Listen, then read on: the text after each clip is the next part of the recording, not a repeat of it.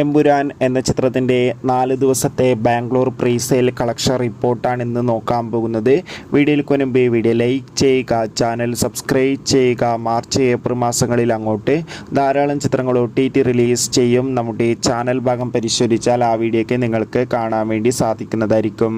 പൃഥ്വിരാജിൻ്റെ സംവിധാനത്തിൽ മോഹൻലാൽ, മഞ്ജു വാര്യർ, ടൊവിനോ തോമസ് എന്നൊക്കെ പ്രധാന കഥാപാത്രങ്ങളായി മാർച്ച് 27 റിലീസിനെത്താൻ പോകുന്ന ചിത്രമാണ് എമ്പുരാൻ.